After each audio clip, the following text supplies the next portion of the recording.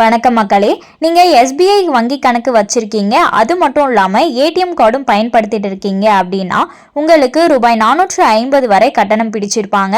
So இது எதற்காக பிடிக்கப்பட்டிருக்கு, so யாருக்கெல்லாம் பிடிக்கப்பட்டிருக்கு அப்படிங்கிற முழு விவரங்களையும் தெரிஞ்சுக்க வீடியோ கொஞ்சம் கூட ஸ்கிப் பண்ணாமல் கடைசி வரைக்கும் முழுமையாக பாருங்கள். இதில் முதல் முறையாக நம்ம வீடியோவை பார்க்குறீங்கன்னா மறக்காமல் நம்ம சேனலை சப்ஸ்கிரைப் பண்ணிவிட்டு அந்த லைக் பட்டனை தட்டி விட்டுருங்க. வாங்க வீடியோக்குள்ளே போகலாம். ஸ்டேட் பேங்க் ஆஃப் இந்தியா வங்கியில் உங்களுக்கு கணக்கு இருக்கிறதா? குறிப்பாக சேவிங்ஸ் அக்கவுண்ட் என்ற சேமிப்பு கணக்கு இருக்கிறதா?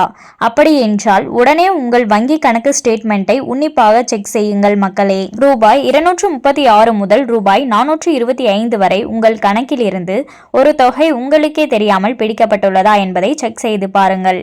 எதற்காக இந்த தொகை பிடிக்கப்பட்டது என்ற விவரங்களை காணலாம். எஸ்பிஐ என்று சுருக்கமாக அழைக்கப்படும் பாரத ஸ்டேட் வங்கியுடன் பல கோடி வாடிக்கையாளர்கள் இணைந்திருக்கிறார்கள். ஒவ்வொரு வங்கி வாடிக்கையாளர்களும் ஒவ்வொரு விதமான வங்கி சேவையை பயன்படுத்தி வருகிறார்கள். குறிப்பாக எஸ்பிஐ வங்கி அதன் வாடிக்கையாளர்களுக்கு பல விதமான டெபிட் கார்டுகளை வழங்கி வருகிறது.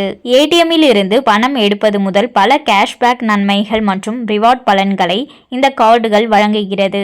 எஸ்பிஐ வங்கி தற்போது அதன் வாடிக்கையாளர்களுக்கு 10 முதல் 11 வகையிலான டெபிட் கார்டுகளை வழங்கி வருகிறது. உங்களிடம் எஸ்பிஐ வங்கி கணக்கு இருக்கிறதென்றால் கட்டாயம் கீழ் வரும் டெபிட் கார்டுகளில் ஏதேனும் ஒன்றாவது உங்களிடம் இருந்தாக வேண்டும். Classic, silver, global contactless debit card, Yuva, gold, combo, my card debit card, platinum debit card, platinum business RuPay debit card, pride மற்றும் பிரீமியம் பிசினஸ் டெபிட் கார்டு. இந்த ஒவ்வொரு விதமான டெபிட் கார்டுகளுக்கும் எஸ்பிஐ வங்கி தனித்தனி வருடாந்திர பராமரிப்பு கட்டணத்தை அதன் வாடிக்கையாளர்களிடம் இருந்து சமீபத்தில் வசூலித்துள்ளது. இதில் classic, silver, global contactless debit card பயனாளர்களிடம் இருந்து ரூபாய் 200 பிளஸ் ஜிஎஸ்டி உடன் மொத்தமாக ரூபாய் 236 கட்டணத்தை வசூலித்துள்ளது. அதேபோல் மற்ற பிரீமியம் கார்டு சேவைக்கு கூடுதல் கட்டணத்தை எஸ்பிஐ வசூலித்துள்ளது. உங்களிடம் SBI Yuva, gold, combo, my card debit card இருந்தால் வங்கி உங்களிடம் இருந்து ரூபாய் 250 பிளஸ் ஜிஎஸ்டி உடன் கட்டணத்தை வசூலிக்கும். அதேபோல பிளாட்டினம் டெபிட் கார்டு பயனாளர்களிடம் இருந்து ரூபாய் 325 பிளஸ் ஜிஎஸ்டி மற்றும் platinum business RuPay debit card பயனாளர்களிடம் இருந்து ரூபாய் 350 பிளஸ் ஜிஎஸ்டி கட்டணத்தையும் வசூலிக்கும்.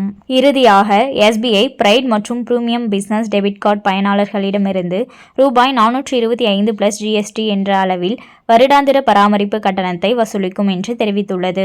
இந்த தொகை பல வாடிக்கையாளர்களின் கணக்கிலிருந்து தானாக பிடித்தம் செய்யப்பட்டுள்ளது.